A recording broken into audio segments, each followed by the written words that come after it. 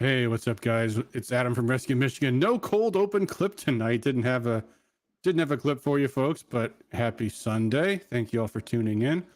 I have a special guest tonight. Representative Steve Carra is with us tonight. He is, I think, a founding member, and correct me if I'm wrong, the chairman of the House Freedom Caucus. Is that right? That is And correct. all right, glad I got that right. And um, you had a front row seat to, I think, what was one of the more interesting things going on in Lansing this past week. So we're going to talk about that in a second. But just to, I guess, kind of set the stage. And by the way, we did a long stream this past Wednesday talking about various stuff going on in the state party. So we may have a shorter stream tonight. I think there's not a whole lot I want to go over in terms of current events. And honestly, this has been kind of a week of everything left hanging. I mean, we still don't know yet what's going to happen with the Israel-Palestine situation, if that's going to erupt into World War III or not, or maybe not so much. We just don't know. There's been basically no answers this past week. There was talk about there being a major Israeli operation, then it was postponed. There still has not been a new Speaker of the House in Congress chosen yet, which might be a good thing. Personally, I was not the least bit excited about Steve Scalise being the next Speaker. And then the momentum started to look like it was going towards Jim Jordan. But now the rumors I'm hearing in Washington are that some Republicans might be looking to cut a deal with the Democrats, with Hakeem Jeffries, to pick some kind of even more moderate speaker. And that is a pressing concern. So we don't know, but the clock is ticking because 30 days from today, if I'm not mistaken, maybe 31 days, the continuing resolution on the budget expires. And if the House doesn't have a speaker, the government will shut down, which personally I don't have a huge problem with, but some people will, some lobbyists will, that's for sure. And so the pressure is only going to escalate. But anyway, all that being said, just a lot of things have been in flux this week. But then out of the blue, we had a pretty amazing story for what happened in the House this past Wednesday. And Steve, I'm glad you could join us to tell us what exactly happened, because it was this package of bills. I kind of just labeled it another corporate welfare subsidy deal, which apparently is basically what it was. But as it turns out, and you know more about this than I do, but this was something that Mike Duggan from Detroit had been pushing for a very long time. And, we've made a page on our website about how the Democrats, in fact, I'll pull it up here. The Democrats almost always vote unanimously. Here, let me put this on the screen, because I was going to make sure people know about this. It's this Operation Watchdog project we have at rescuemichigan.com. One of the pages we have every Democrat unanimous votes to highlight and underscore the fact that Democrats almost always vote unanimously. In fact, my tally is 838 times out of 900 recorded votes that we have them on record for, all of which are on this page, by the way. But this week that did not happen, and it was on a fairly high ticket bill. So why don't you give us the backstory and what you think might have gone down here, and we'll set the table for us, then we'll go into the details, I guess. Yeah, so I'll go back a few weeks. These are the land value tax bills that Mayor Duggan wants. And Mayor Duggan is of Detroit. Sure. And he, as some people know, probably most don't, he's looking at running for governor as a Democrat here in Michigan after Gretchen Whitmer's done at the end of this term.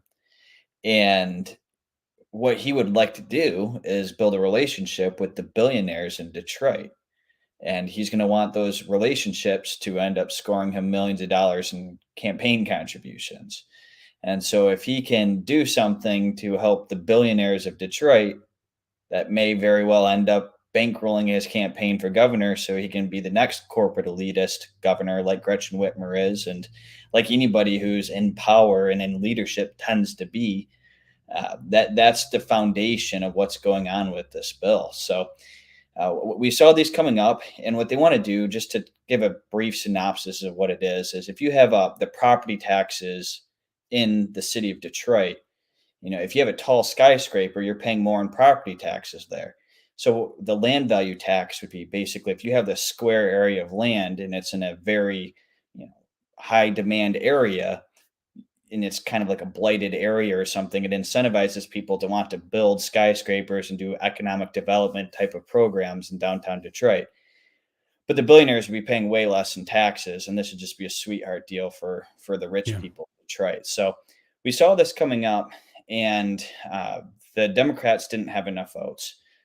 They never have enough votes if it's any kind of corporate welfare scheme, because Dylan Wegela, he's like a Democrat socialist, Bernie Sanders type of guy who is adamantly opposed to corporate welfare, like people like we are on the far right, and so they can't lose a single vote.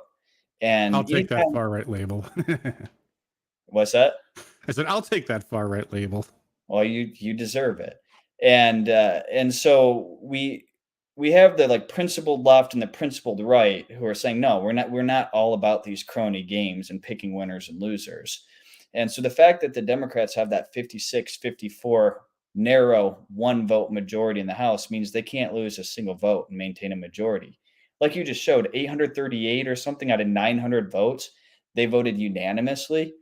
They're not thinking for themselves. They're just doing what Gretchen Whitmer and the ruling elite want them to do consistently.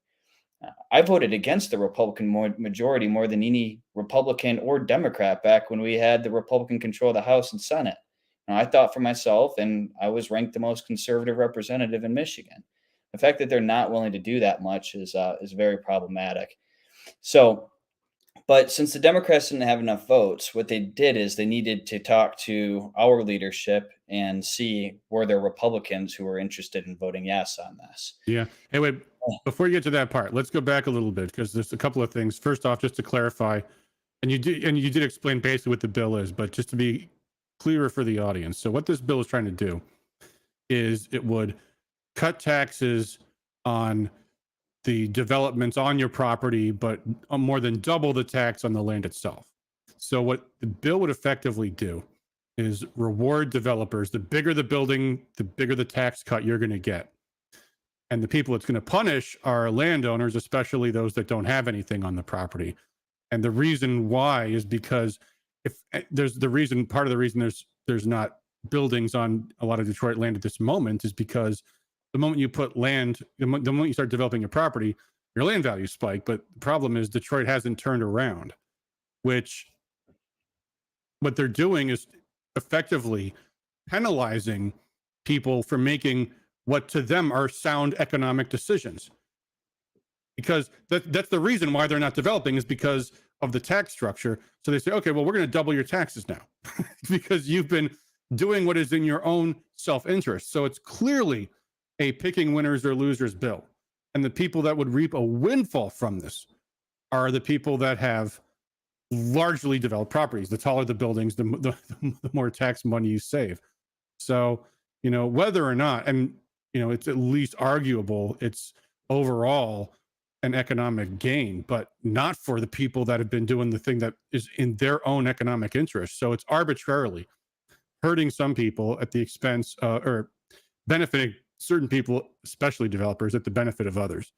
And, as you mentioned, there is a corporate welfare bipartisan caucus in the House and the Senate. I remember when Tom Leonard was speaker, he was a great speaker in a lot of ways, but he rammed through this special deal that everybody in Lansing knew was a deal for Dan Gilbert, this Detroit developer. And then I think right after he had to retire from the House because of term limits, he ended up working for Dan Gilbert right afterwards. So that's the first thing, is that there's this principled minority in both parties. But you mentioned Dylan Wegela, who's one Democrat. And I don't know if he's every time voted on the right thing. I know the big thing was it, correct me, I think it was House Bill 4001. It was originally a multiple set of bills that got rolled into one big tax and spend bills because they managed to figure out ways to cram all the stuff into the tax code. Right. And Wegela voted no, and Mike Mueller was the Republican that they needed to get to 56. So they got one Republican, Mike Mueller, to vote yes, and they got that through.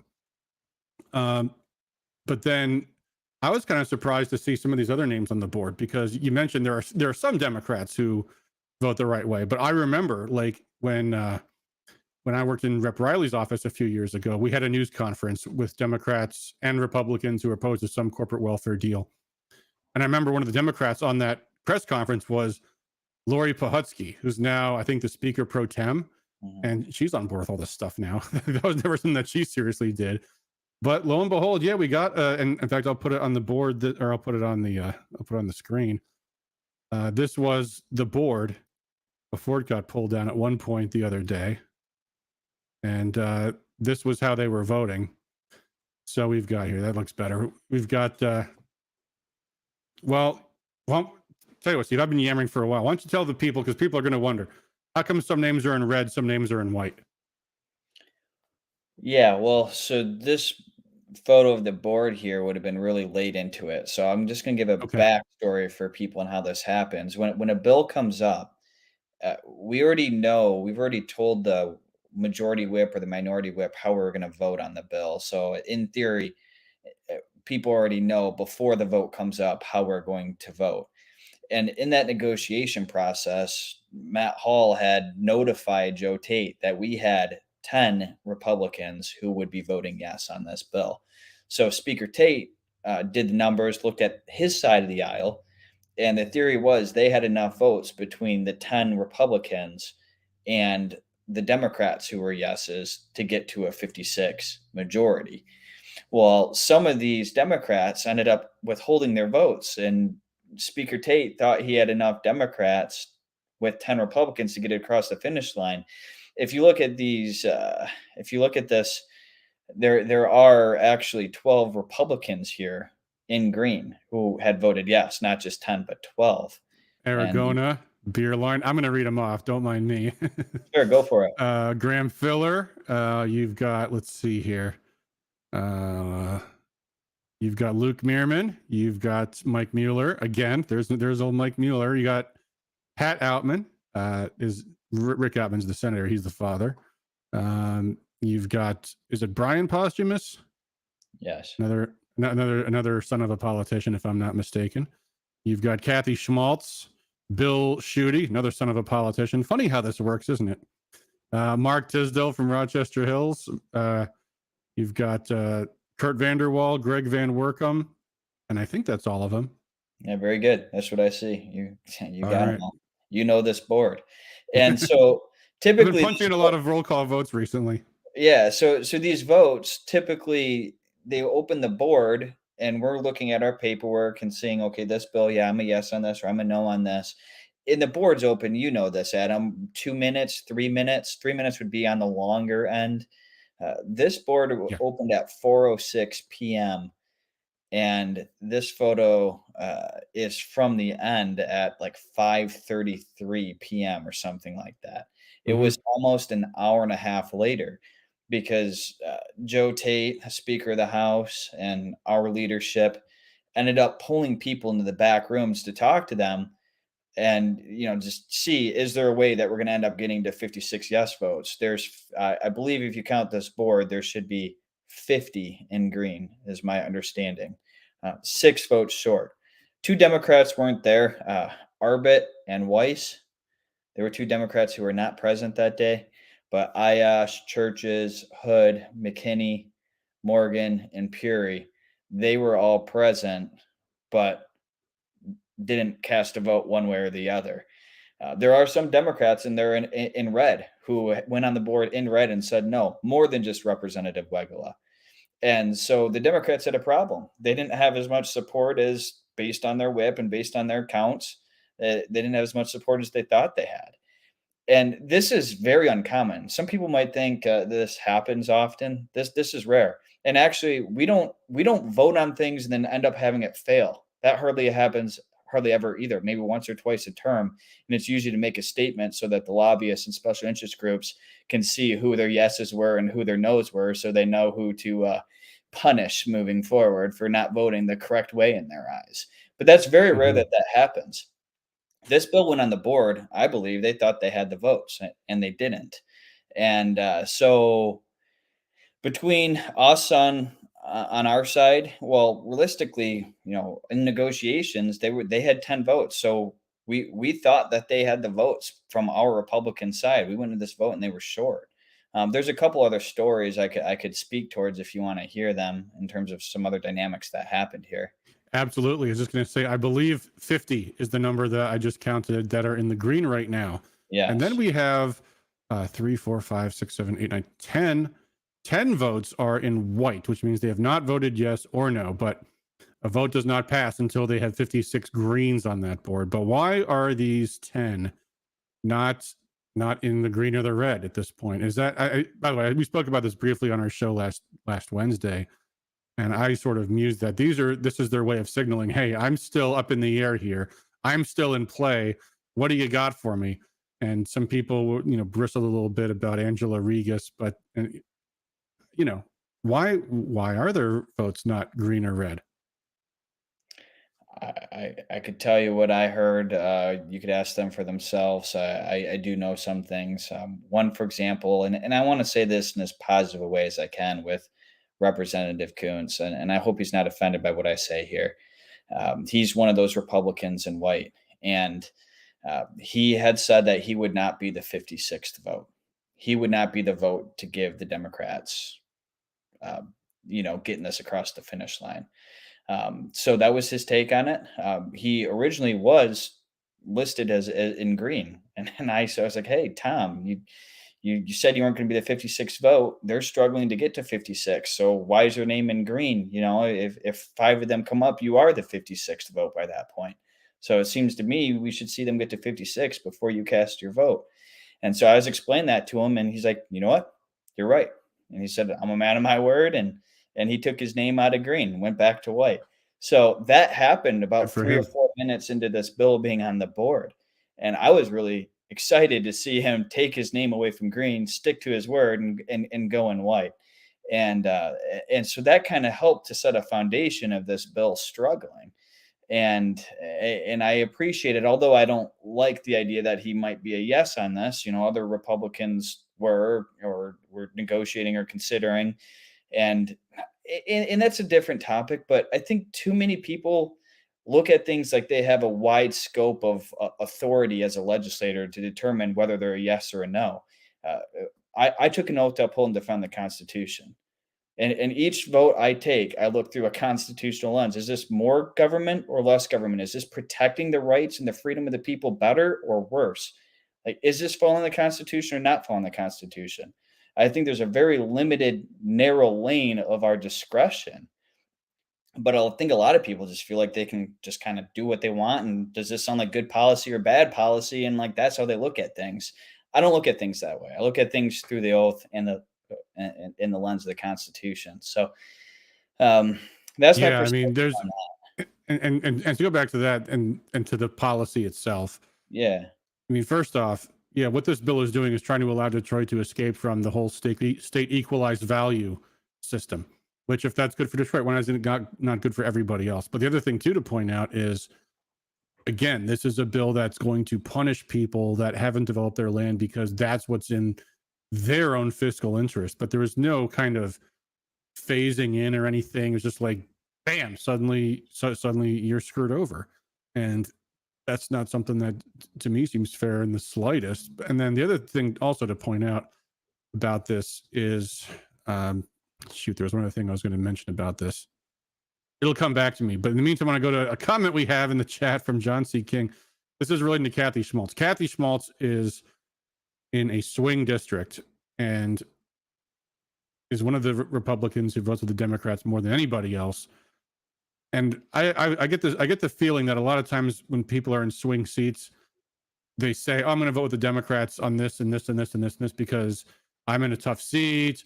I gotta vote my district, yada yada." I never really bought into that because I think it just makes it so that voters in the district are going to look like, well, because Democrats aren't so bad, you keep voting with them. John C. King says the city of Jackson has some white elephant buildings, one in particular owned by the city that I think is a reason for a yes vote from Kathy Schmaltz. Now, this bill would not affect Detroit. I think what he's trying to imply is that maybe there's something that Kathy is hoping the Democrats will give her. But and this goes to this other thing about voting on these bills, this horse trading, which is the Democrats can't promise any Republicans anything. I mean, here we have, and by the way, going back to Tom Coons, yeah, he eventually ended up not voting yes, but I see the Republicans on that board that voted yes. I just read them off. But they can't, I mean, the Democrats in the House can't promise them that their bills are going to get signed into law by the governor. They can't promise them that bills will get through the Senate.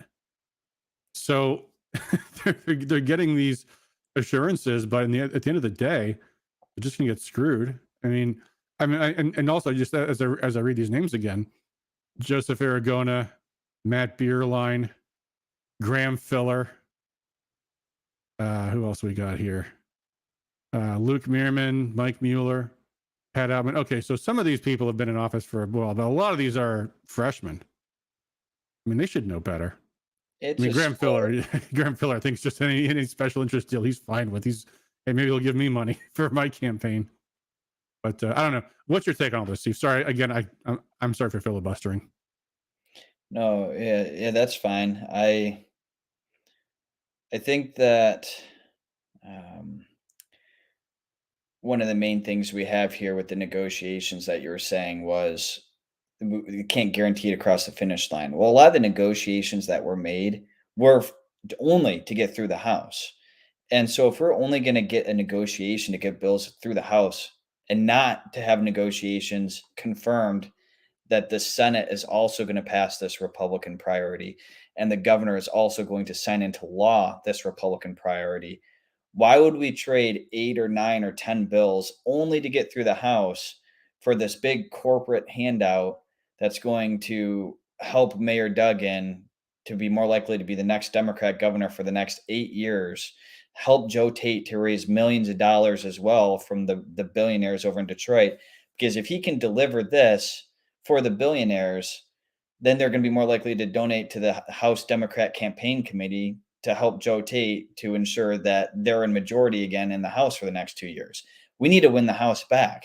So it just seems like to negotiate to get a few small little bills across the House floor, and then we get stuck with this horrible corporate elite process that Mayor Duggan and Joe Tate stand to benefit, presumably, with millions of dollars in campaign checks.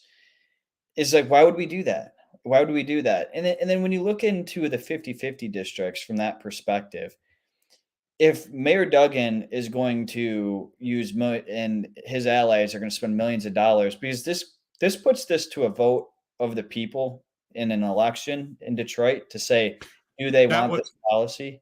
That was the other thing I was going to say, and I forgot to say it because it just popped out of my mind. But I've seen this in how they talk about this bill. They're like, and it's totally okay because the bill says that the people of Detroit will get the final say in this. They'll get to vote on it.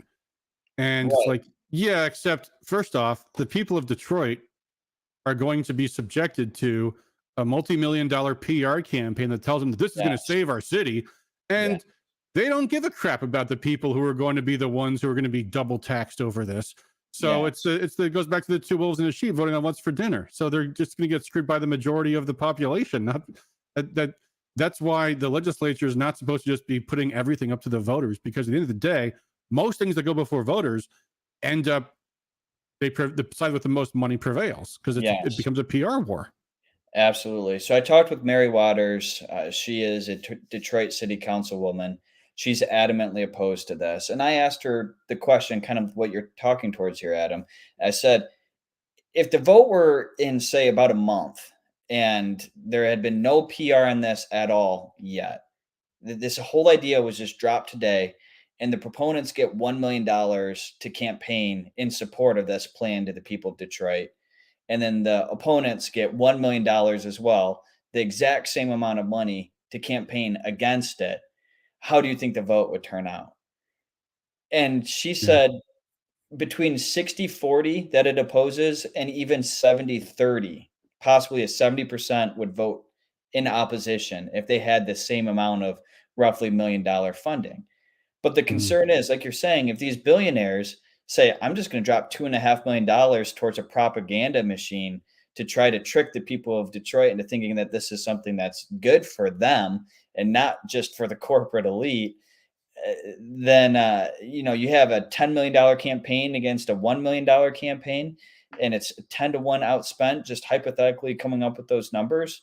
What you'd end up seeing is something like Proposal 2 with what happened. People say the people of Michigan spoke with Proposal 2 with the election, amendment to the Constitution, but people were deceived with snake oil salesman type tactics. They said things like that this will enshrine photo ID requirements into the Michigan Constitution. And that sounded wonderful to the people of Michigan because people overwhelmingly support photo ID requirements.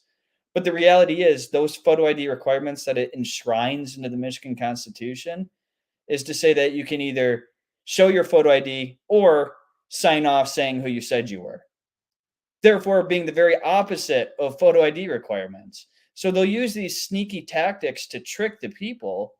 And if you have millions of dollars by the corporate elitists investing in tricking the people of Detroit so that they get the tens of millions of dollars in tax breaks, it's not out of philanthropic effort that a billionaire would give $2.5 million or something for this, referendum to be voted on by the people. It would be an investment because they're trying to save themselves tens of millions of dollars in taxes. And that's the problem with this. So what I've told some of my colleagues in the 50-50 districts is, if you're scared that, these big votes that you have to vote with the Democrats, like Mayor Duggan and his friends, the billionaires, they're not going to be campaigning to the people in the other parts of the state. You have a 50-50 district. You can go to the doors to a lot of independent and Democrat households and tell them, hey, when the vote came up to decide whether to give a corporate tax handout to the billionaires who already get all kinds of taxpayer-funded corporate elitist handouts, they get tax abatements from their city. They've gotten all these sweetheart deals that the small businesses don't get. And then when it came time to say, do I stand with the people of Detroit or do I stand with the corporate elitists of Detroit? I stood up for the hardworking middle class and the little guy over the corporate elitists and their crooked deals. And if you can go into your district somewhere else in the state of Michigan and say you stood up with the people over the corporate elite, that's something that's going to resonate across party lines with independents and Democrats. So why if you're in a 50-50 district outside of Detroit, would you not vote against this so you can go and campaign to the people in your district saying, vote for me for re-election because I care about you, the little guy, not the corporate elitists? So I don't understand. I don't understand why they would vote the wrong way on this bill. Like, take the free opportunity to go and win in your district and say you stand up for the little guy. Free markets and equal opportunity for everybody. Less rules, regulations, taxes, fines, and fees. A business-friendly environment where everybody can thrive, and not picking these winners and losers types of deals. That's something that Democrats can appreciate. And if you're going to make that argument at their doorstep when you go door knocking, and Mayor Duggan's not using and his buddies aren't using millions of dollars in campaign funds in their targeted districts, because they're focused on getting this across the finish line in the city of Detroit, it's a no-brainer. Why would you not vote against this? Yeah, I see some comments in the chat. And by the way, whenever I'm looking like up and away like this, it's because I've got to have my Rumble chats up in a separate window. And going back to the beginning, it's a me again. Sorry, and Rumble says I don't appreciate being called far right. Well, that's why I was kind of grinning, because I for one don't mind. But we have let's see here.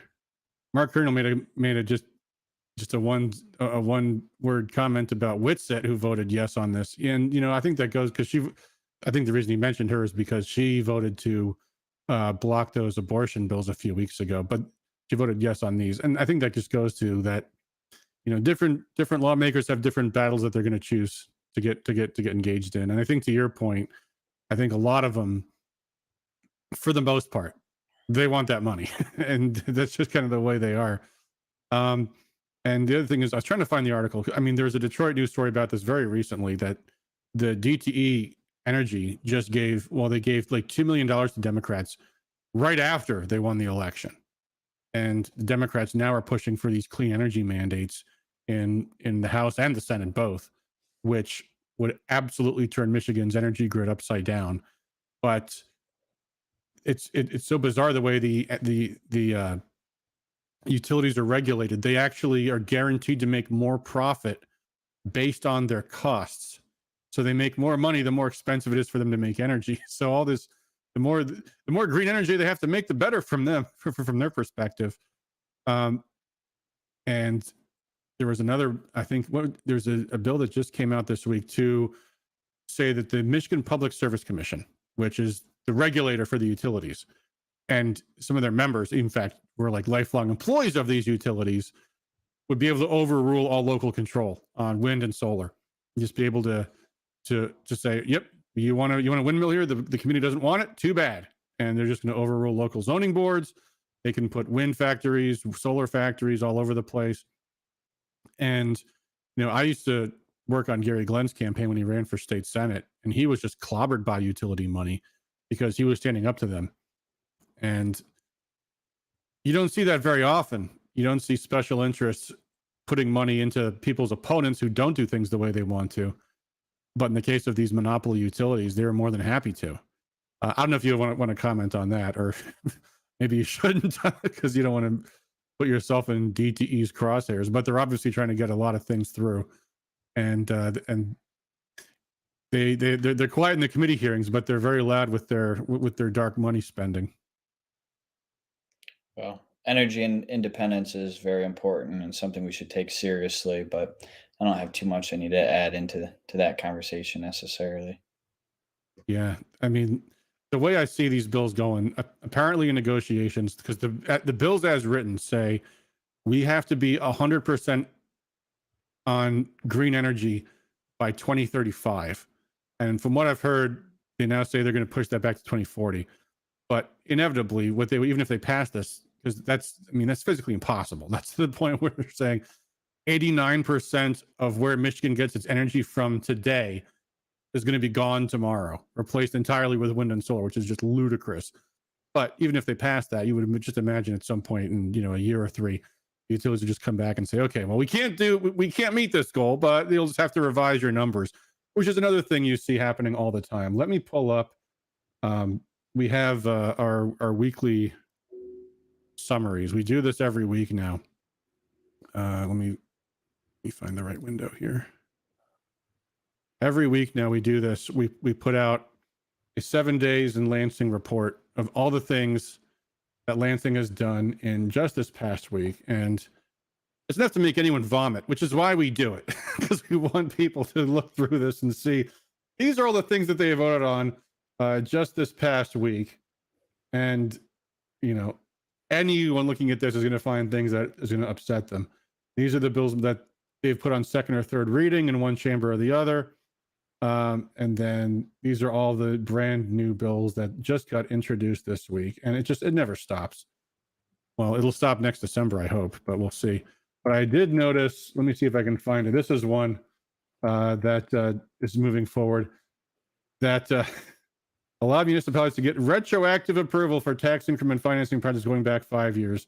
This was placed on second reading on Wednesday, so you'll probably have to vote on this soon enough.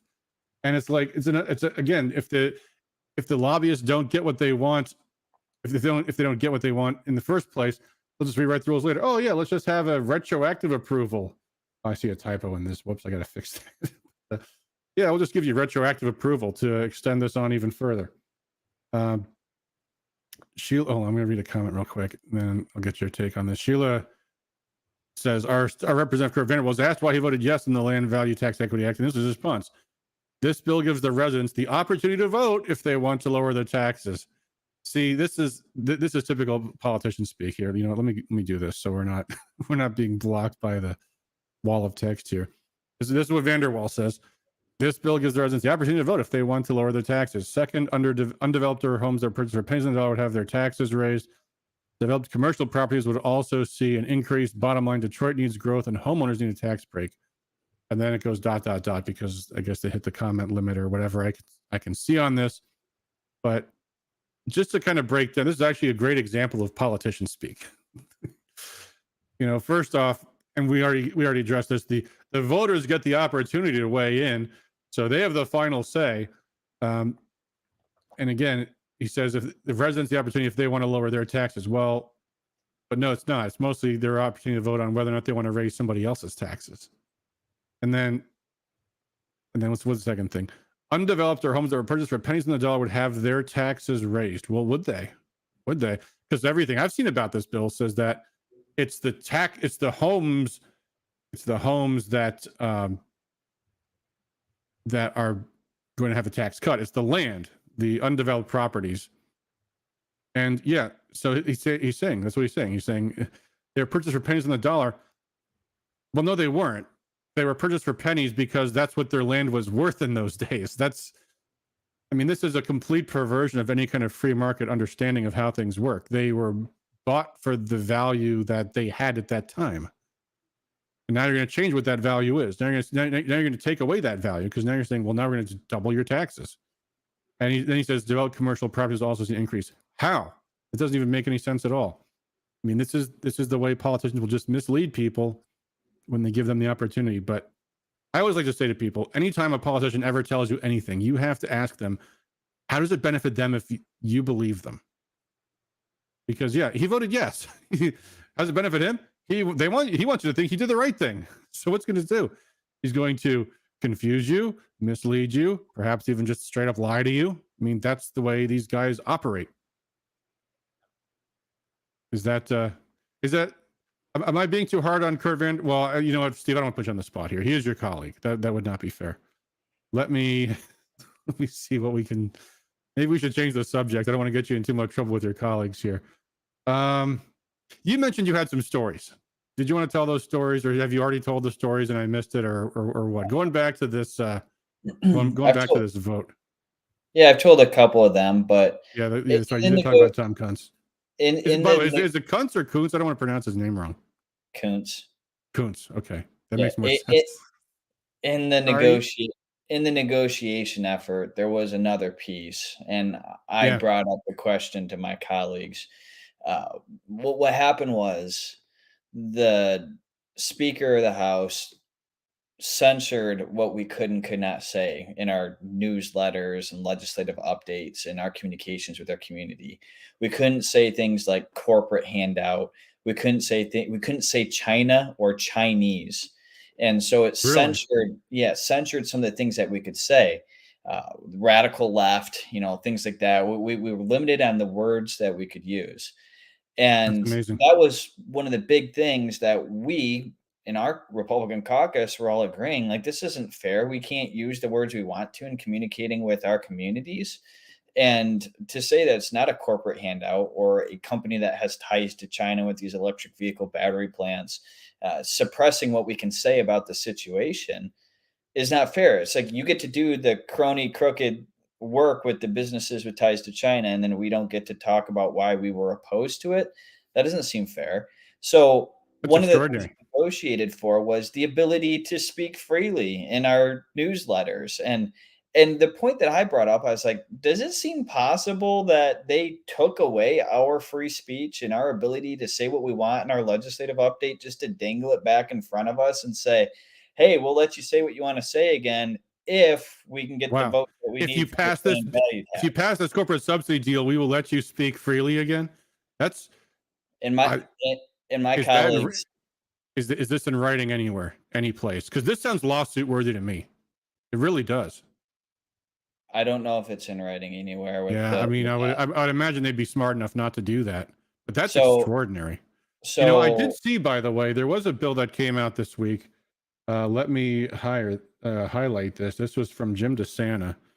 And this is on a similar topic. And this, I think, also goes to how I don't think people realize how oppressive leadership is.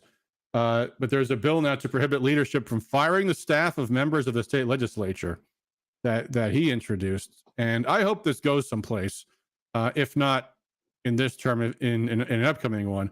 And not just because I'm no longer in the legislature. I probably would have quit anyway, because let's just say I resigned before I could be fired for speaking out of school about what's going on in Lansing. But no, as I understand it, and correct me if I'm wrong about this, but the Democrat speaker, fired Representative Matt Maddock's senior staffer. Did he not? And just to hurt Matt Maddock. Do you know anything about this? Absolutely, I do. just to finish my last story and then move into this, I asked my Yes. colleagues, does it seem possible that they did this to dangle in front of us for the vote? Their response was, oh, I wouldn't give them that much credit. They're not that smart. These radical extreme Democrats, they have a 100-year plan that's destroying our country. To say that they can't come up with some basic strategy to take something away from us and then negotiate back to us to give back what we should have rightfully had anyway it is appalling. So to say they're not that smart, if we think that the other side of the aisle is not smart enough to do that, uh, what are we? What is our leadership doing? How smart are they thinking through these strategies about when we should and should not negotiate? Let the Democrats own their bad policies themselves. So if they're ever going to do something right, that's fine. We can vote yes when they do the right thing. But negotiations are overrated. Make them own their own bull crap. But so onto this topic with the having your own staff. Yes, Ben Wetmore was fired from Matt Maddox's staff. You may not know that also I tried to hire a new staff member as my legislative director, and our leadership blocked on our side of the aisle, blocked me from hiring the guy who I wanted to hire. And Wow. after that, I tried for another person. It was about September 21st. I tried to have him start on September 27th. It's October 15th yet. Still waiting on our leader to sign off on the action form so that I can have the new guy in my office. It's been almost a month. This is That's amazing. ridiculous. I'm a state So representative. yeah, I he's think my weakening your two ability to cents. serve your constituents because you have to have two staffers because you get calls from your constituents. You need to be able to do casework. You need to be able to help them when they have problems with government agencies. You can't have one staffer doing your legislative work and your constituent work. And he's deliberately interfering with your office's ability to serve your constituents. That's That's correct. unconscionable. That's correct. Well, the House rules, which I was fighting very hard against back in the fall of last year, we thought we were going to be in majority most likely.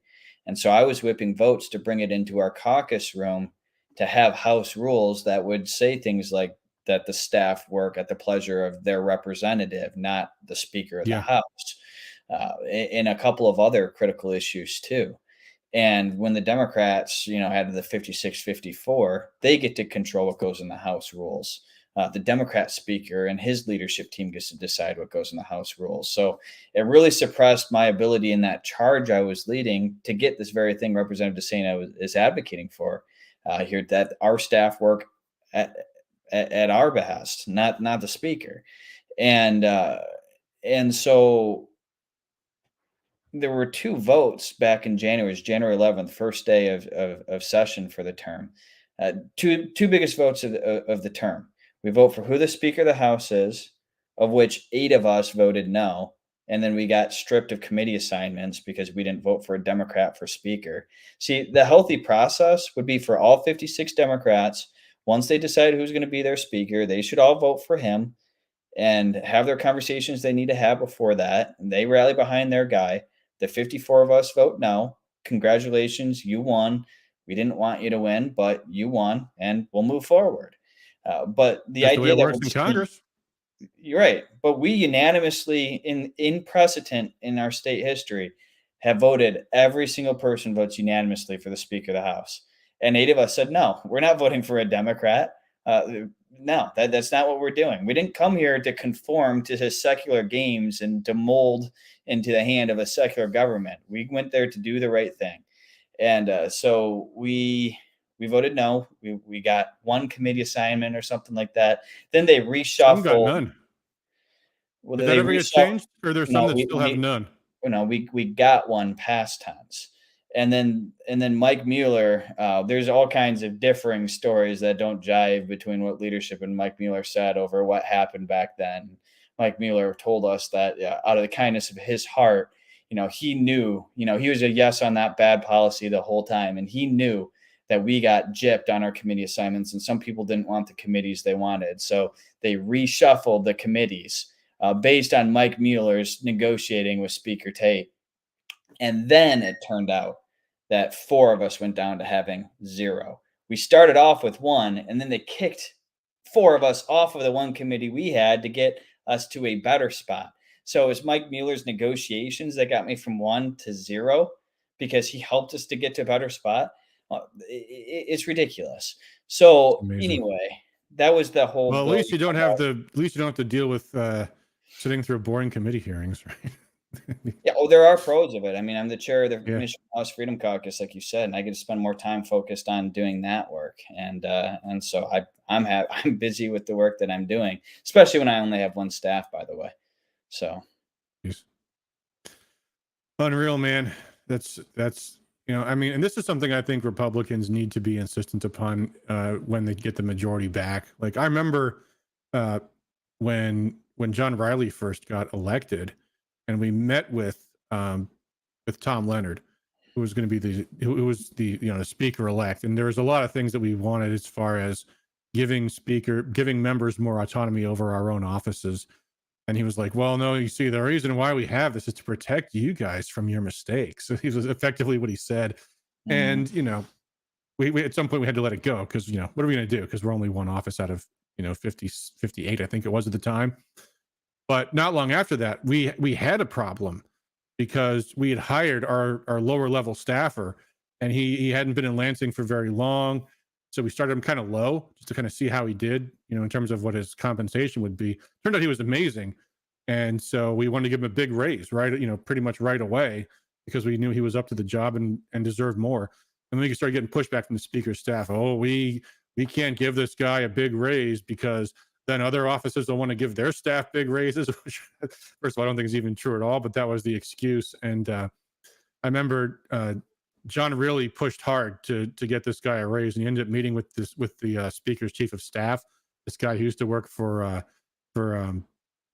Governor Engler, and John Riley is a very soft-spoken guy. But then he came back to the meeting. He's like, I was like, how'd it go, John? He's like, well, didn't go very well.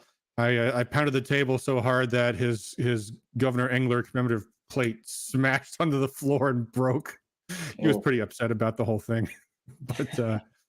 But I mean, yeah, it was so arbitrary and so ridiculous. And yeah, members should be in charge of their own offices. In Congress, the members are in charge of their own offices.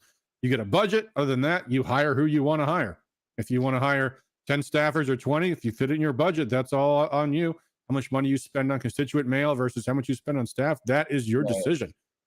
Right. Yeah, most states work that way too. And if we want to have a system where the HR director, who's not politically motivated, can just help go through the paperwork and do the background check and say, hey, this guy has felony convictions from the Yeah. past, and because of this reason, we Well, the can't business have office him. can do that. The speaker doesn't have to get involved at all. Right, that HR, the business office, correct. Yeah. That would be a more healthy route than to just leave it to a politically motivated speaker. But the thing is, where I was talking earlier with our side of the aisle, is it has been precedent that if it is a staff member from the minority party, that not only the speaker, which that's what the House rules say, that the staff work at the pleasure of the speaker, but if it's somebody from the minority party, it also has sign off for those personnel action forms from the minority leader as well. And so if the minority leader doesn't sign off on it, the speaker says, hey, this is your side of the aisle. I'm going to respect your judgment on this. If you want this guy gone, sure, I'll just comply with that. Goodbye, Ben Wetmore. Or, hey, if you want this guy not in Representative Carra's office, well, I'm just going to respect that. And, if you don't sign off on it, then, my hands are clean. That's you, minority leader, who's making that decision. I think this goes to why we have to end this tradition of the minority party voting for the speaker, because at the end of the day, they're an adversarial party, and they're out to damage your office. They're out to impede your ability to be able to support your constituents. By the way, I'm seeing on Rumble, it's me again. Sai says, never having been in politics, I am shocked by the issues. You don't have control over your own staff. Yeah, it's amazing. It really is, and I hope this is something that people take up next time. Also, Tim Kuhn made this comment a while back saying they might not be that smart, but the people pulling the strings of the puppet are. I mean, the thing is, Democrats aren't smart when it comes to serving the people's best interests and understanding economics and understanding public policy. When it comes to when it comes to building their own political advantage, they couldn't be more competent. That's where our side is complete idiots, is That's correct. knowing how to take on fights that improve their political advantage. And they're I, good at I'll that. give you That's the only another thing one. they think about. I'll Sorry, give go ahead. you I'll give you another one that people are gonna Sure. like to hear on this one. Like I was saying, the whole idea about taking away our right to communicate to our community with certain language and then dingling that back towards us for negotiation efforts. To say that they're not smart enough or too competent to come up with that type of strategy. Here's another strategy that they have employed. They'll take dirt from one of our leaders' past, and they'll say, "Hey, we're here to make a deal with you. We know that you've got baggage from your past that you do not want the people of Michigan to know about. But out of the kindness of our hearts as Democrats and policy makers here in the state of Michigan, we won't go public with your baggage if you do what we want you to do. So you get the Mm. choice. Deliver us the votes that we need to get this across the finish line, or we go public with your dirt. Out of the kindness of our hearts, it's your choice. What are you going to do?" Yeah. Interesting, because first of all, I think I might know what dirt you might be thinking about. But the other thing too is the fact that I don't think I don't think the Democrats have a monopoly on that dirt. I think they would have to have some allies in the media for that dirt not to become known anyway, which Oh is yeah, I agree. But maybe we should hold your fire on this one for the time being. But I think you I can might hold know my what you're fire, referring interpret what to. I'm saying as you want to interpret it as, but that is All right. tactics consistent with ones they've used in their recent past, if they were using that this term. Yeah. Mark Kerniel asks, how can a bill be written that takes away your First Amendment? Well, it's because there's no bill, Mark. It's just procedure. Now, that still sounds like it might be subject to a First Amendment challenge, but that would be that. I mean, see, here's where it gets tricky, because I mean, again, look, I'm not an attorney and I don't know what a court would decide, but to that question, suppose there was a lawsuit over the fact that the opposing party is controlling the speech of the office of another member, you might have a challenge, some pushback on the separation of powers question, and a judiciary saying we don't want to get involved in the legislature's business. So who knows? I mean, the fact is, you only have rights such as the courts uphold them. And if a court doesn't want to take up a challenge, then you're screwed. I mean, that's just kind of the way it is. And we've given so much power to the speaker to control what we do and don't do. Yeah.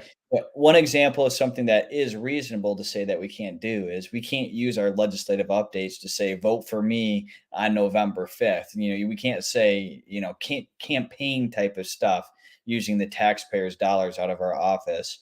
To me is an understandable thing that we should not be doing that. But for us to talk about corporate handouts or not liking business deals with companies that have ties to China, that is very legitimate. And I do not see any compelling argument on how that's appropriate to stifle our free speech there. Yeah. Emma asks, what is happening with that one Democrat, Karen Whitsitt, who blocked the abortion policy, abortion/Megan? I think it's abortion, but I don't know. Has there been any news about that? I mean, all I've heard is that those bills have not moved since that time. Yeah, it's possible they're trying to put some pro-abortion bills through the Senate now. It's just coming from a different angle, at least maybe just to save face with their pro-abortion community of getting something at least through one of the chambers. But Representative Karen Whitsitt is holding up those abortion bills to a certain extent. And for that, I'm very grateful on that victory. That's actually one of the few victories that I think we have to point towards as Republicans. Any other time where it's been a close call and there's hurdles with whether the Democrats have enough votes to get something across the finish line, Republicans end up coming to their aid, and then it becomes a bipartisan bill package. And that is one time that, and there was another time where we stuck together on a big one with right to work, but the Democrats voted 56, 54. They had all the votes anyway. So how many Yeah. times could we have stuck together and blocked a Democrat bill and didn't?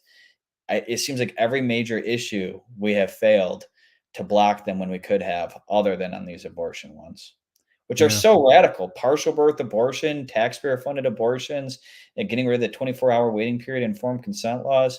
Like they already went so extreme with proposal 3. again, tricking the people of Michigan with their millions of dollars in out-of-state funding. A lot of people voted either just pro-life or pro-choice on that Prop 3. And there were a lot of pro-life people who voted for it because they were afraid if they had a miscarriage that they could end up going to prison. Like, it was just such ridiculous, thoughts, because that's what millions of dollars in campaign ads were tricking people into believing. Yeah. Yeah. To Fred Nienstadt's, to chat briefly. Yeah. Every single Democrat voted for that bill. And the reality is, if every single Democrat votes for a bill, not one Republican can stop them. And it's just a shame that every single one of them supports every single most radical abortion proposal there is, except for Karen Whitsitt. But then to Emma's question, have Republicans reached out to her about working with her? I'm sure they have, but they can't. In fact, I know the right to work people talked to her at one point, because the other story about Karen Whitsitt was a few years ago. She got COVID and took hydroxychloroquine and very suddenly got better. And she said, I got to thank Trump because he told me to take this stuff and it worked. And it might have saved my life. And of course, they ran a primary challenge against her, which tells you how fundamentally evil the Democrat Party is, that they would remove somebody just for speaking the truth about a life-saving treatment for the benefit of hoping it would save somebody else's life. But that does not mean she's not a Democrat on other issues. And, that's the way it goes with politicians and people in general. People, not everybody is a movement conservative or movement liberal on everything, but they don't always, just because they'll vote right on one issue does not mean they're going to vote right on something else. And the Democrat machine is punishing their people when they don't stand in line. Meanwhile, when a Republican on our side of the aisle, whether it's a billionaire who's giving buckets of money to Gretchen Whitmer for her reelection effort, or a former governor who endorsed a Democrat for president of the United States over our Republican, they got promoted by our establishment to lead with the fundraising efforts for the House Republican Campaign Committee to try to get back majority.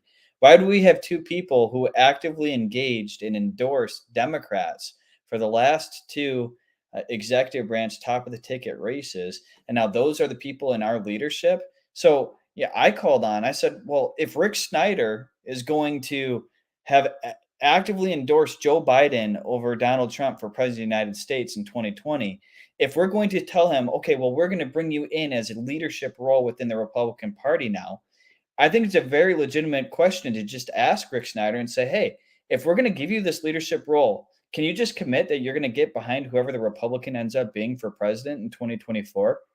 And if he can't say yes to that, then he has no business in leadership raising money for the Republican Party.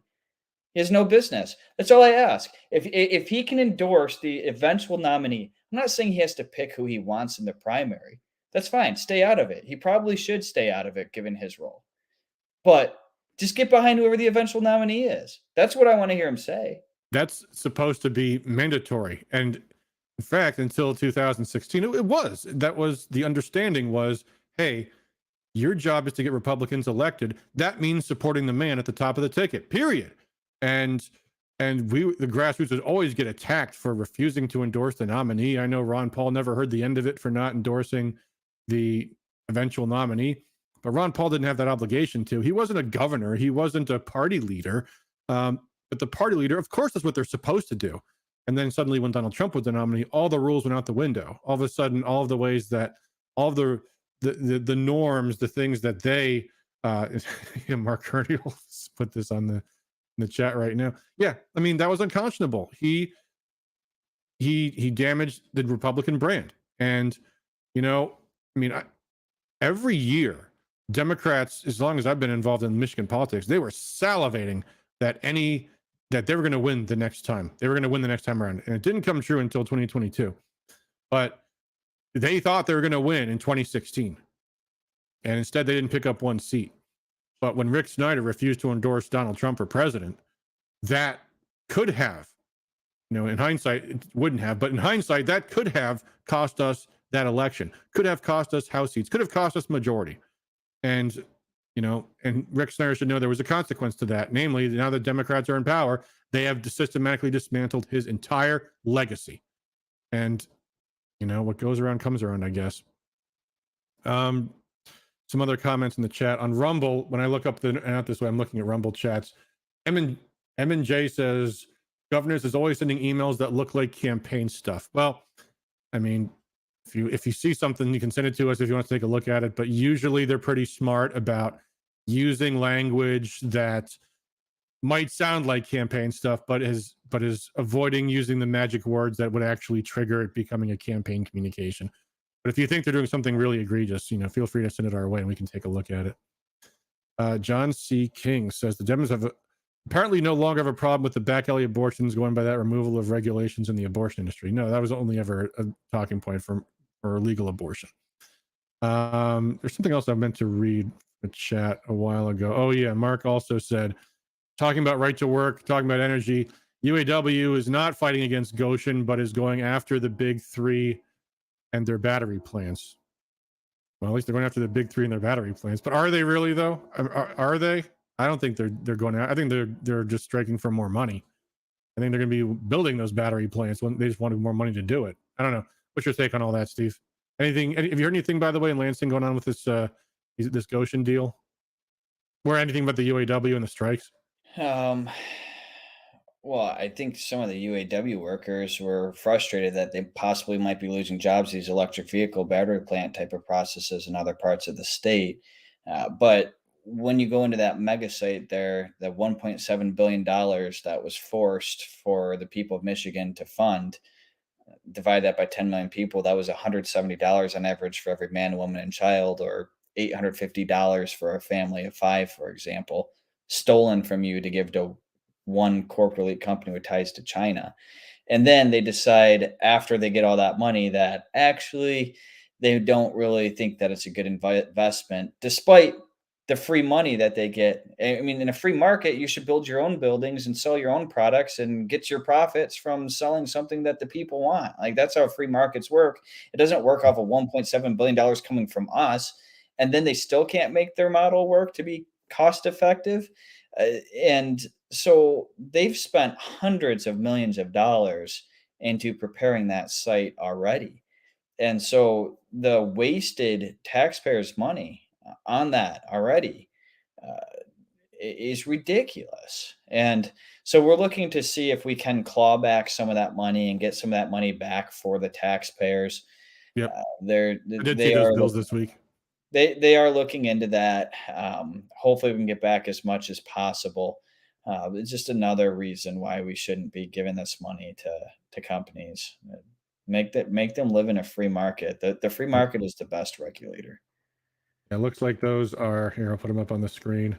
It looks like those are House Bills 5136 through 5138. Oh, right behind the bill, or coming up right before the bill on legislative autonomy, and right after a bill from Republican Kathy Schmaltz imposing a new mandate on public schools to teach a certain methodology. Because I'm sure she's an expert in education to put something like that in there. Anyway, that was an aside I did not mean to go into, but I just happened to see that bill there. Kathy, she represents part of my county. She's in a tough seat. I'm on the county GOP. I want to help you, Kathy. You don't make my job easier when you keep doing these bad bills and these bad votes. Please don't make my life so difficult. All right. Anyway, we're a little over an hour now. Thank you so much, Steve, for your time tonight. I did want to follow up on something we talked about on Wednesday. And if you don't want to weigh in on this, I fully understand. You are an elected official, and getting into a party controversy is not something I want to impose upon you. So if you want to abstain from comment on this, that's fine. But we talked a lot about this list that was leaked from attendees of the Mackinac conference that the state party had compiled, apparently, and we had a big program about this last Wednesday. I can confirm that absolutely that was an authentic list of people that went to the Mackinac conference, which is something that could have only originated from the state party. That does not automatically mean that those numbers that were appended to everybody was generated internally from the state party. But we are now, I think, a full week since this has happened. And so far, the state party has said nothing about it. pretending like this never happened at all. And that, I mean, to me, that's a guilty conscience right there, because in any ordinary situation where something like this happens, someone gets fired. Maybe a volunteer made up those numbers. Okay. Who authorized that volunteer to do it? How'd that list get on the internet? Whose responsibility was that? Maybe a volunteer did it. The staffer takes the blame. Someone's head's got to roll. And so far, the state party, Christina Caramo, have said nothing about it. She managed to put out a statement about Israel this week. Nothing about this. No apology. No corrective action has been taken. No so-and-so has been fired. This will never happen again. And this was, I mean, first off, a security hazard. People's emails got exposed. And by the way, folks, I did not post that list anywhere on my screen on the stream on Wednesday. I did not share the list with anybody else. Some folks have spread it around, and you shouldn't do that, guys. That's because you're now part of that problem. But those scores, I mean, on top of that, I mean, it was. And by the way, Steve, you're in Club 4. Am I correct about that? The people who are marked as rhinos / me first / have concerning affiliations. I mean, that's got to scrape you a little bit, that because you're one of the most conservative members in the legislature, bar none. And as far as I know, I mean, I don't know who you voted for chair, but I know, people who voted for Christina typically were the most conservative types. And yet in her eyes, or some staffer or some volunteer or whoever, we don't know because they won't tell us, you're a rhino or someone with a problematic affiliation or a me firster, which, I mean, we talked about this the other day. I don't know what they even made that list for, what the purpose of it was, but just so bizarre. So I don't know. I see, and Tim Kuhn says, yeah, she needs to deny it or take responsibility. And yeah, I mean, one of those two things has to happen. And I think we're at the point now where it's time to call for Christina's resignation, because this can't be handled this way. And again, Steve, if you want to weigh in on this, you're welcome to. If not, I understand. Well, I guess what I would say on this is, for me being listed as a 4, one of the 3 components that has is like questionable affiliations. Yeah. And the Christina Caramo supporters went into the MRP chair race, and there were a lot of people who were passionately behind other people, a lot of well-intentioned grassroots people who supported people other than Christina Caramo. And what we needed to do as a grassroots moving forward was to unite. There's 2 possibilities with Christina that I would encourage people to think about. Is she part of the deep state? Is she a crony elitist who does not want to follow the Republican Party platform? Do you think that is what Christina Caramo is? Or do you believe that she is a principled, pro-life, pro-gun rights, limited government, less rules, regulations, taxes, fines, and fees, less corruption, the status quo of politics is corrupt type of thinking person? And I think she clearly fits into one of those 2 categories. Yeah, she's clearly in the second camp. She's clearly in that she's in over her head, and she's not holding people accountable for serious mistakes and serious problems. There have been well-intentioned people within the grassroots who have been actively engaged against her since the second that she won. I remember being on the state convention floor and hearing people say that there's going to be a vote of no confidence on Christina Caramo after 120 days. I heard that while I was on the convention floor the day that she won the race for chair. And so and those are coming from well-intentioned grassroots people. So we've got the deep state of the Republican Party to beat. We've got the radical left to beat. We have the mainstream media to beat. We have the corrupt secular machine that we're fighting against to beat. We don't have time as a grassroots to be fighting one another. So is Christina the best at raising money? Maybe she's not. She might be the worst. But when the establishment says term after term, they hand over data to the next person and say, hey, go and ask this person for a 6-figure check. Go and ask this person for a 7-figure check. And when Christina Caramo comes in and they say, here's our middle finger, go fly a kite. And then she says, "Well, I wish I got that data so I knew who to call and ask for $100,000 or a half a million or $1 million." And instead, the establishment is going around and telling people, do not donate to the Michigan Republican Party. Donate over here instead. And the establishment have been doing that to her, taking people who traditionally give to the Michigan Republican Party and encouraging them to donate elsewhere. So then you have well intentioned grassroots people who are actively looking to see how can I prove that Christina Caramo is not doing a good job. And I encourage people to take a step back and ask yourself again, one of two things. Is your goal to make a difference or is your goal to be right? And if your goal is to be right and you go on a see I told you so campaign, I knew Christina wasn't going to raise enough money. I knew she wasn't going to be organized. I knew she wasn't going to do everything that I wanted to see for the party. Well, maybe she's worse at those things because not only does she have all those other hurdles, but she has well-intentioned grassroots people at her throat as well. And so we're hurting ourselves. We had to come together and we need to come together and unite as principled people. The fact that Christina is in that second category, she's a well-intentioned person, she's principled. She is somebody who I believe is not part of the establishment deep state. And I respect that about her. And I think we need to look at and reflect on how can we help, not just as a Christina Caramo, but how can we help be good leaders? Because you are one of those good leaders, Adam. You're 100%, no question asked. You're in that second category like Christina Caramo is 100%. You are one of those leaders in this state. Christina Caramo is one of those leaders too. And we need to find a way to come together and beat this deep state. We don't have time to be fighting against one another. She's stonewalling people because who is she going to trust? Like Donald Trump. Donald Trump out in Washington, D.C., he's got establishment Republicans undermining him behind his back, left and right. He had to deal with the firestorm. And President Trump is a brilliant man. But to expect Christina Caramo to be able to come into the position she is in and to act perfectly, is she the most experienced person in the world? This No. is far from asking her to act perfectly. And I mean, look, you're right. Anyone who knew would have known she wouldn't be able to raise money.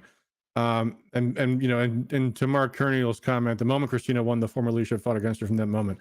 Of course, she has institutional enemies.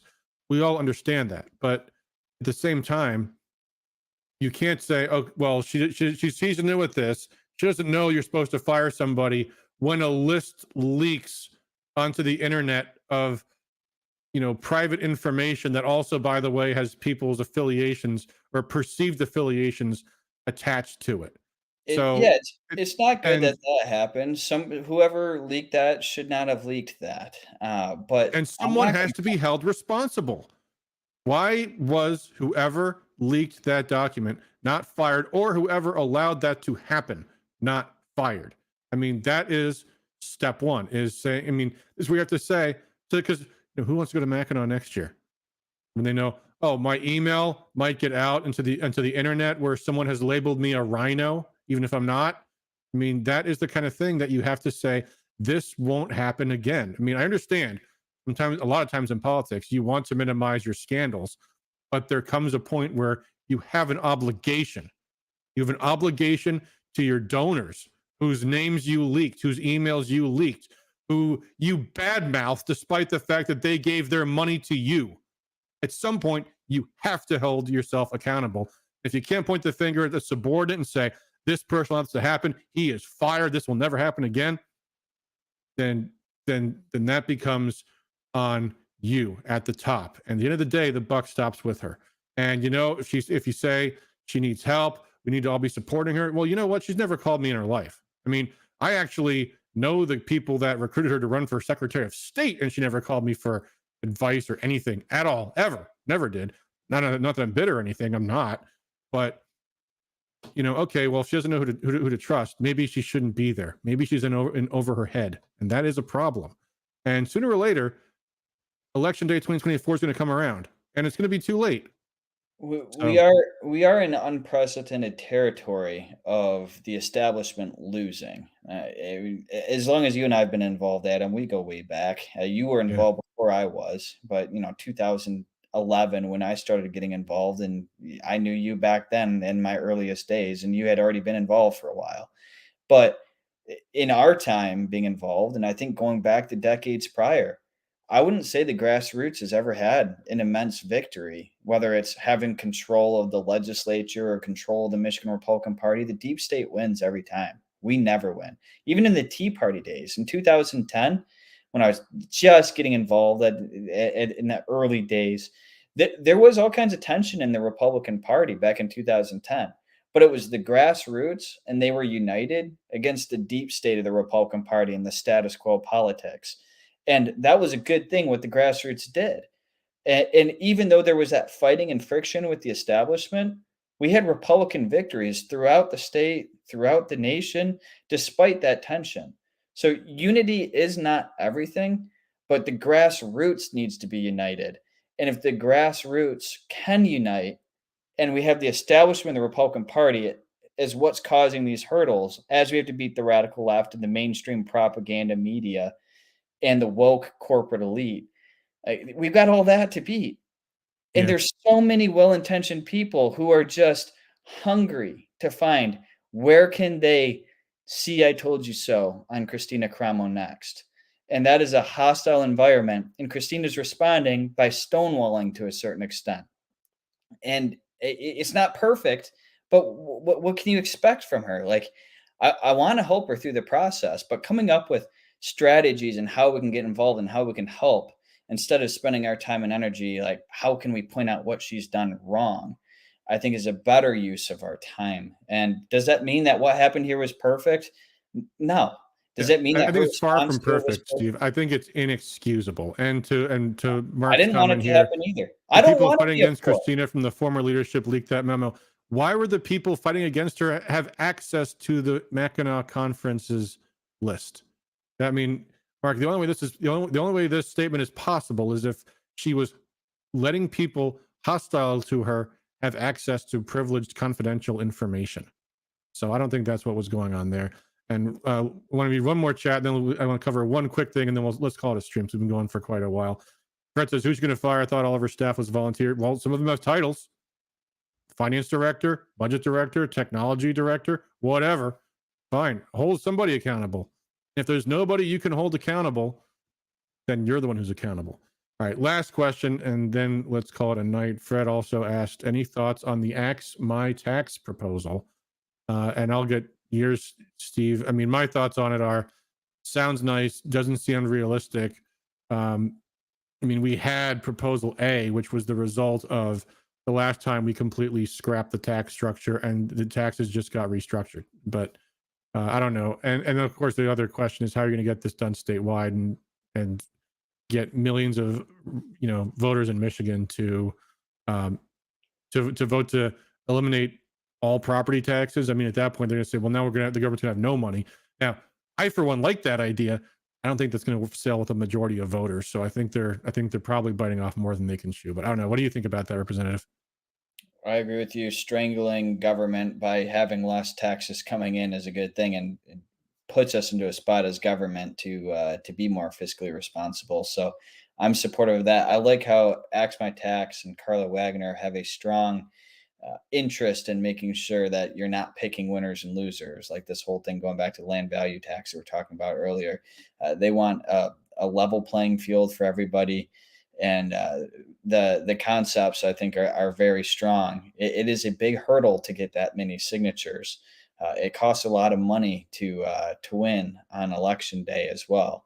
And that's something when we embark on these things to make sure that we have those resources. And to Carla's credit, she has gone all over the state. She travels the state, is as hard of a worker as anybody, getting into events, promoting the work that she's working on with this.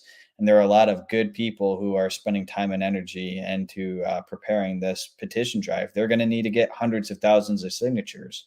And you either do that one way or another, but some ways are cheaper than others. But mobilizing that many volunteers is a massive, massive undertaking. But the cause, I think, is good. And it is difficult. I've done a petition drive before with the heartbeat bill. And I remember. finally, oh yeah, we had the establishment at Right to Life in Michigan actively working against us. It was despicable. Yeah. And then, all these well-intentioned people who are pro-life and they're donating their money to Right to Life in Michigan. And then when we have a chance to actually fight for the unborn, Right to Life is sabotaging the pro-life effort. And they still owe the people of Michigan an apology for that. And we very well may not have Proposal 3 today if that heartbeat petition got across the finish line. So people can blame, right? This is off topic, but go ahead and blame Right to Life in Michigan and the establishment protecting organization that they are if you want, because they deserve it. They're awful and they owe an apology to the people of Michigan. And if you've ever donated $1 to Michigan in your life, you should tell them that you're offended. If you want more information, I'm happy to share it with you. But there's good pro-life causes like pregnancy resource centers and people who are going to put those dollars to better use. But Right to Life in Michigan needs to get their act together. And hopefully, moving forward, they come up with a better strategy, some way of reversing Prop 3, not necessarily in 2024, but they need to have some type of plan moving forward, an amendment to the Michigan Constitution to reverse Prop 3 in a way that the people of Michigan will support. And Yeah. there are ways to do that, but I'm going off topic with that. But you got me talking about petition drives. I know. I was going to say we could talk for a moment or two about Right to Life, but it might be a long topic. I think we should leave it there. Thank you, Representative, for joining us tonight. It has been a lively stream. I do see, by the way, a comment from Mark saying he would send me a check to help with that. I'm not entirely sure what that's in reference to. And Mark, maybe you should drop me an email, use the contact form on our website if you don't have my email address, and give me your phone number. We can chat about things. He says, how do all of our donations help you fight issues? Well, because what we end up doing is we get involved. We've dropped mail against politicians. We did that in the primary and the general election in 2022. And, depending on what resources we have, I mean, if we only get so much. If we had enough, I'd love to be able to hire a staffer. But if you want us to do something in particular, give me a talk first, or let's talk first, because I don't want to, if you were going back to what because I saw you mentioned something about writing a check to help out with a lawsuit relating to the legislative free speech issue. I mean, I'd love to take your money, but I don't want to promise that I'm going to get involved in a major legislative project or legal project, because we're not a legal organization. So, yeah, and if you want to donate to Axe the Tax, Mark, they're their own thing. So if you want to donate to Axe the Tax, send them money. That's fine. But all right, that's going to do it for us tonight. Again, Steve, don't hang up just yet, because we'll say our proper goodbyes after we go offline. But thank you for joining us. Thank you, everybody, for tuning in tonight. We will be back next Sunday, I'm sure. Who knows? Maybe there'll be another surprise stream in the midweek. That does happen occasionally. But either way, until next time, thanks for all you guys do for liberty.